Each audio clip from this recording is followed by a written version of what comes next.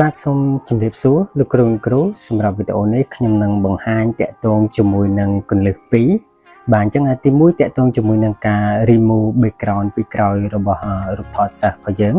ហើយទី2តាក់ទងជាមួយនឹងការភ្ជាប់នៅរូបថតយកទៅប្រើប្រាស់នៅក្នុងប្រព័ន្ធរបស់យើងបាទអញ្ចឹងដោយសារតែប្រព័ន្ធរបស់យើងហ្នឹងគឺដូចអ្វីដែលលោកគ្រូបានជ្រាបរួចមកហើយថាយើងនឹងមានកន្លែងដែលបញ្ចូលរូបថតច្រើនអញ្ចឹងការបញ្ចូលរូបថតនេះគឺខ្ញុំអត់ចង់បានន័យថាយើងត្រូវបញ្ចូលរូបថតម្ដងមួយសន្លឹកនាំឲ្យប្រព័ន្ធរបស់យើងកើននៅទំហំនោះទេបាទអញ្ចឹងការបញ្ចូលនៅរូបថតនេះយើងគ្រាន់តែដាក់នៅឈ្មោះរូបថតតែប៉ុណ្ណោះបាទអញ្ចឹងខ្ញុំនឹងបង្ហាញពីវិធីសាស្ត្រទាំងពីរហ្នឹងបាទអញ្ចឹងទី1គឺយើងធ្វើការ remove background ពីក្រោយរូបថតរបស់យើងសិនបាទអញ្ចឹងខ្ញុំសូមបើករូបថតមួយនេះបាទអញ្ចឹងលោកគ្រូបាទសូមពិនិត្យមើលទៅបាទអញ្ចឹងបើសិនជាលោកគ្រូមានផ្ទាំងនៅកណាត់បាទពោបែបហ្នឹងគឺលោកគ្រូអាចថតទៅហើយនៅពេលដែលយើង remove background ពីក្រោយទៅគឺស្អាតតែម្ដងបាទអញ្ចឹងសូមធ្វើការជ្រើសរើសបាទយកពោណាដែលមិនបាទស៊ីគ្នាជាមួយនឹងសក់របស់សិស្សក៏ដូចជាអាយប្រសិទ្ធបាទអញ្ចឹងពោសអីសូមកុំប្រើប្រាស់អីបាទអញ្ចឹងយើងប្រើប្រាស់ពោណាផ្សេងតែឆ្លោះមកបាទអញ្ចឹងបើសិនជាលោកគ្រូអត់មានផ្ទាំងកណាត់ពីក្រោយបែបហ្នឹងទេលោកគ្រូបាទអាចថតផ្ទាល់ជាមួយនឹងជញ្ជាំងផុសសាឡាទៅបាទដោយសារតែជញ្ជាំងផុសខ្ញុំនេះគឺពោផ្សេងបាទពីរូបផុសសាបាទអញ្ចឹងនៅពេលយើងយកបែបហ្នឹងគឺយើងអាច remove បានហើយបាទអញ្ចឹងឥឡូវនេះគឺខ្ញុំសូមធ្វើការក្របរូបថតទាំងសិនដោយសារតែរូបថតហ្នឹងមានទំហំវែងបាទអញ្ចឹងខ្ញុំសូមចុចនៅលើ edit បាទអញ្ចឹងសូមរងចាំបន្តិចបាទអញ្ចឹងយើងចាប់ទាញក្របមកហើយលោកគ្រូលៃលោកយ៉ាងណាមកសមល្មមដែលយើងអាចទទួលយកបានទៅបាទអញ្ចឹងសូមព្យាយាមថតសិស្សយ៉ាងណាបាទដើម្បីកុំឲ្យនេះខ្លាំងលោកគ្រូកុំឲ្យងាកខ្លាំងពេកបើយើងថតចឹងលៃលោកបែបហ្នឹងទៅបាទអញ្ចឹងបើគិតថាប៉នេះសមរម្យហើយលោកគ្រូកន្លែង save option នេះលោកគ្រូចុចចុះក្រោមបន្តិចលោកគ្រូយក save មកបាទអញ្ចឹងយើងបានរូបថតមួយនេះមួយហើយខ្ញុំសូមទៅមុខទៀតបាទអញ្ចឹងខ្ញុំសូមយករូបថតមួយនេះទៀតបាទអញ្ចឹងយើងរងចាំបន្តិចបាទយើងក្របមកបាទអញ្ចឹងប៉នេះអូខេបាទអញ្ចឹងបើយល់ថាប៉ុណ្ណឹងសមរម្យហើយលោកគ្រូបាទចុចកន្លែង save option នេះបាទយើងយក save មកបាទអញ្ចឹងយើងបានហើយបាទអញ្ចឹងពីរូបថតទេគឺរូបថតក៏ដដែលដែរដោយសារតែ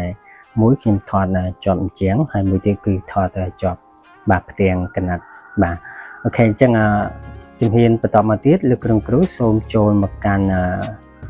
Google Chrome មកបាទអញ្ចឹងមុនចូល Chrome យើងត្រូវភ្ជាប់អ៊ីនធឺណិតផងលោកគ្រូបាទ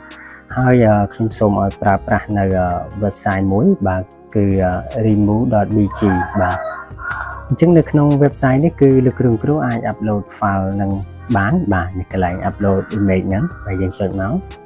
ហើយខ្ញុំសូមទៅស្វែងរកបាននៅលើ desktop ហើយខ្ញុំមិញគឺដាក់នៅក្នុង folder 2នេះបាទអញ្ចឹងខ្ញុំយករូបថតទី1បង្ហាញលោកគ្រូសិនបាទអញ្ចឹងយើង open មកបាទអញ្ចឹងសូមរងចាំបន្តិចបាទអញ្ចឹងវានឹងធ្វើការ remove background ឲ្យហើយបាទអញ្ចឹងគឺបែបហ្នឹងបាទបន្ទាប់មកលោកគ្រូអាចចុចនៅលើនេះមកបាទ background នេះមកបាទអញ្ចឹងយើងចុចនៅលើ color មកហើយលោកគ្រូចង់ដាក់ពណ៌អីបាទជាធម្មតាយើងអាចប្រើប្រាស់ពណ៌សបាទឬក៏ពណ៌ខៀវបាទអញ្ចឹងបើគិតថាពណ៌បែបហ្នឹងគឺប្រើប្រាស់បានលោកគ្រូដាក់យកបែបហ្នឹងទៅបាទអញ្ចឹងខ្ញុំឆ្លាញ់ពណ៌ហ្នឹងគឺខ្ញុំដាក់ពណ៌ហ្នឹងមកហើយបន្ទាប់មកយើងចុចកន្លែង download នេះអញ្ចឹងវាមានពីរជម្រើសលោកគ្រូយក free ទៅបានហើយបាទអញ្ចឹងយើងចុច free ទៅបាទអូខេអញ្ចឹងយើងបានហើយបាទអញ្ចឹងបានមក file ហើយយើងចង់បាទ remove មួយទៀតយើងចុចសញ្ញាបូកនេះមួយទៀតមកបាទអញ្ចឹងយើងដាក់រូបថតសិស្សមួយទៀតទៅបាទនេះគឺរូបគាត់តែមួយទេបាទអញ្ចឹងលោកគ្រូបាទរៀបចំឲ្យហើយមកឲ្យច្រើនឲ្យហើយមកយើងធ្វើម្ដងឲ្យសម្រាប់តែម្ដងទៅបាទអញ្ចឹងបែបហ្នឹងហើយខ្ញុំសូមចុច background ហើយខ្ញុំយកពណ៌ដដែលហ្នឹងបាទហើយខ្ញុំសូមចុចបាទ download បាទអញ្ចឹងយកទៅលើគេហ្នឹងបាទ free បាទអូខេអញ្ចឹងបានហើយអញ្ចឹង website យើងអាចបិទបានបាទអញ្ចឹងនេះគឺជាប្រភេទ file JPG ហើយ file ដែលយើង download មិញនេះគឺស្ថិតនៅក្នុង disk PC ហើយចូលមកកាន់ download មកបាទអញ្ចឹងលោកគ្រូនៅឃើញហើយ file ពីរនេះអញ្ចឹងខ្ញុំនឹង select file ពីរនេះហើយយកកាត់យកមកដាក់ទៅតាមគ្នាបាទអញ្ចឹងខ្ញុំសូមផាសនៅទីនេះមកបាទអញ្ចឹងលោកគ្រូអាចពិនិត្យមើលបានបាទអញ្ចឹងយើងបានហើយអញ្ចឹង file នេះគឺយើងជប់ប្រើហើយបាទអញ្ចឹងបើជប់ប្រើលោកគ្រូអាចចុច delete បានដែរបាទអញ្ចឹងយើងជាប់ជំហានទី1ហើយបាទអញ្ចឹងជំហានទី1យើងគិតថាជោគជ័យហើយបាទអញ្ចឹងយើងចូលដល់ជំហានទី2តាក់ទងជាមួយនឹងការដាក់ file រូបថតហ្នឹងយកទៅប្រើប្រាស់នៅក្នុងប្រព័ន្ធរបស់យើងបាទអញ្ចឹងលោកគ្រូយើងអាចចូលមកកាន់ប្រព័ន្ធរបស់យើងទៅអញ្ចឹងប្រព័ន្ធរបស់ខ្ញុំគឺខ្ញុំបានដាក់បាទជា icon នៅលើ desktop នេះហើយបាទអញ្ចឹងខ្ញុំសូមចុចបើកមកបាទ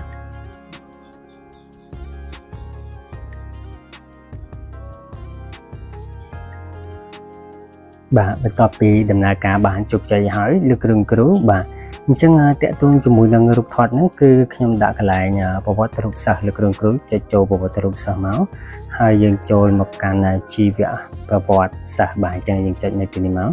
បាទអញ្ចឹងលោកគ្រូអាចរំកិលមកខាងនេះមកបាទមកខាងស្ដាំហើយលោកគ្រូនឹងឃើញកន្លែងមួយគឺគេដាក់ថារូបថតបាទអញ្ចឹងកន្លែងរូបថតហ្នឹងអ្វីដែលខ្ញុំចង់ជម្រាបប្រាប់លោកគ្រូម្ដងហើយម្ដងទៀតយើងក៏បីយកអត្ថលេខភាសាមកធ្វើជាឈ្មោះ file រូបថតទៅបាទអញ្ចឹងយើងដាក់បែបហ្នឹងទៅគឺងាយស្រួលក្នុងការប្រើប្រាស់បាទអញ្ចឹងឥឡូវខ្ញុំនឹងឧទាហរណ៍សិស្សមួយបាទអញ្ចឹងសិស្សដែលនៅលេខរៀងទី6នេះបាទអញ្ចឹងឈ្មោះទុំសុវណ្ណសេរីវត្តបាទអញ្ចឹងដែលមានអត្ថលេខគឺ279បាទអញ្ចឹងនៅកន្លែងនេះគឺខ្ញុំដាក់279ដែរអញ្ចឹងឥឡូវនេះគឺខ្ញុំសូមចុច minimize ហើយរូបថតរបស់ខ្ញុំគឺខ្ញុំបានផ្ទុកវានៅក្នុង data D ហ្នឹងបាទលោកគ្រូហើយខ្ញុំសូមចូលមកកាន់ឆ្នាំ2025-2026បាទចូលមកកាន់ប្រព័ន្ធរបស់យើងហើយនេះគឺកន្លែងដែលផ្ទុករូបថតបាទអញ្ចឹងទុំសវណ្ណសេរីវត្តនេះគឺនេះបាទ279បាទកន្លែងហ្នឹងលោកគ្រូបាទអញ្ចឹងខ្ញុំសូមដាក់បែបហ្នឹងមកបាទនេះអញ្ចឹងនេះគឺជារូបថតប្រកបបាទអញ្ចឹងបើសិនជាលោកគ្រូចង់បញ្ចូលរូបថតសិស្សមិញបាទសិស្សនេះមកជំនួសកន្លែងរូបគាត់ហ្នឹងបាទអញ្ចឹងឥឡូវនេះគឺខ្ញុំសូមបាទយករូបគាត់នេះ279នេះគឺខ្ញុំសូមបាទ rename ឈ្មោះមកខ្ញុំសូមដាក់អក្សរ A ទៅចុះបាទអញ្ចឹងខ្ញុំនឹងយករូបថតនេះមកជំនួសវិញបាទអញ្ចឹងលោកគ្រូបាទសូមពិនិត្យមើលទៅឈ្មោះវែងណាអញ្ចឹងសង្គមប្រើឈ្មោះវែងអញ្ចឹងអីឥឡូវខ្ញុំសូមកាត់បាទ Ctrl X បាទនៅទីនេះខ្ញុំសូមដាក់ Ctrl V មកបាទអញ្ចឹងភាសារូបគាត់តែមួយទេហើយនេះគឺជាគំរូនៃការនេះទេបាទ remove background ទេបាទខ្ញុំមិនប្រើទេបាទអញ្ចឹងលោកគ្រូយើងបដូរមកបាទអញ្ចឹងអាចបដូរទៅតាមអត្ថលេខភាសាមកអញ្ចឹងខ្ញុំចង់ជំនួសពួកគាត់នេះគឺ200បាទ79ហើយនៅកន្លែងនេះគឺ dot បាទ png បាទអញ្ចឹងតាក់ទងជាមួយនឹង file name នេះគឺបើសិនជាកុំព្យូទ័ររបស់លោកគ្រូមិនបង្ហាញទេលោកគ្រូអាចចុចកន្លែង view នេះហើយបន្ទាប់មកយក show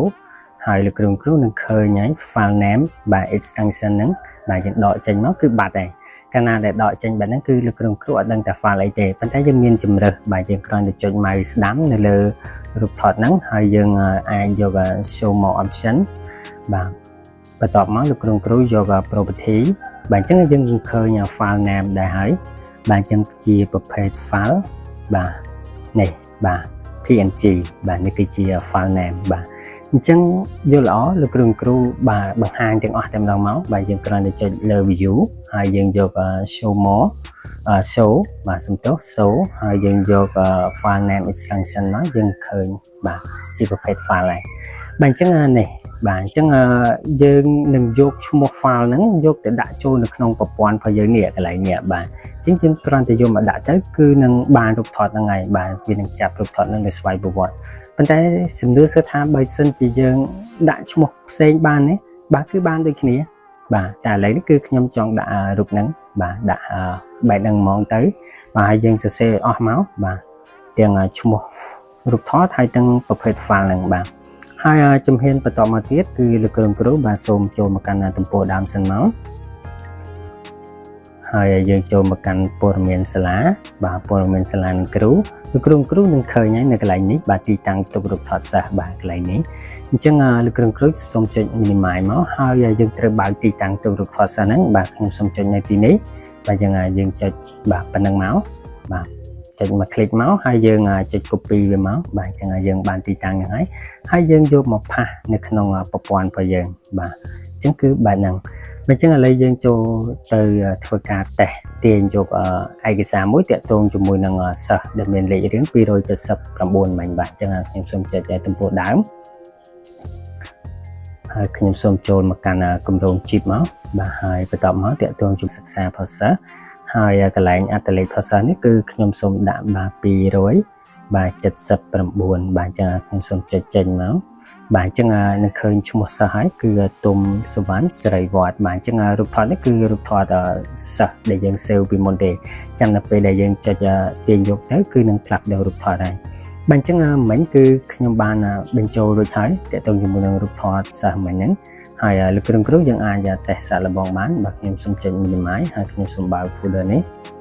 ហើយបន្ទាប់មកខ្ញុំសូម copy បាទទីតាំងបាទ location នេះយកទៅដាក់បាទនៅកន្លែងនេះមកបាទយើងផាសមកគ្រូបាទអញ្ចឹងបន្ទាប់មកខ្ញុំសូមទាញយកតែមួយទេដើម្បីធ្វើការសាកល្បងបាទអញ្ចឹងនឹងផ្លាស់ប្ដូររូបថតហើយ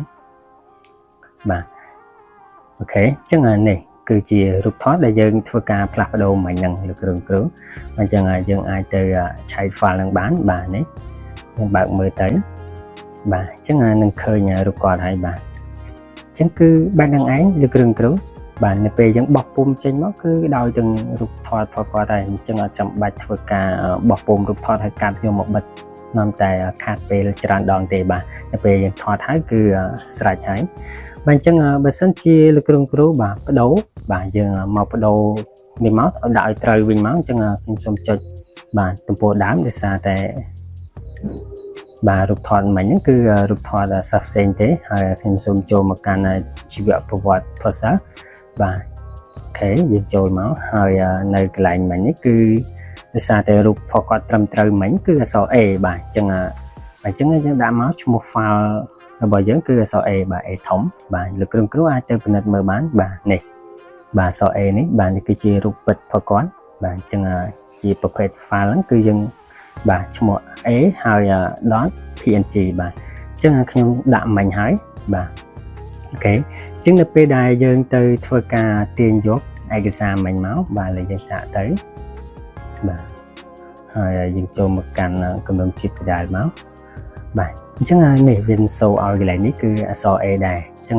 វានឹងផ្លាស់ប្ដូររូបថតនេះហើយអញ្ចឹងលោកគ្រូអាចចុចទាញយកមកបាទទាញយកម្ដងទៀតទៅបាទអូខេនឹងផ្លាស់ប្ដូររូបថតហើយ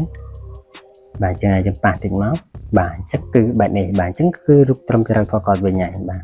អញ្ចឹងតែប៉ុណ្្នឹងទេលោកគ្រូតាក់ទងជាមួយនឹងការបញ្ចូលនៅរូបថតដូចជាមានអីពិបាកទេលោកគ្រូអាចបាទ play វីដេអូនេះម្ដងទៀតទៅគឺអាចប្រើប្រាស់បានហើយបាទអរគុណច្រើនលោកគ្រូសម្រាប់ការទស្សនានៅវីដេអូនេះបាទសូមជម្រាបលា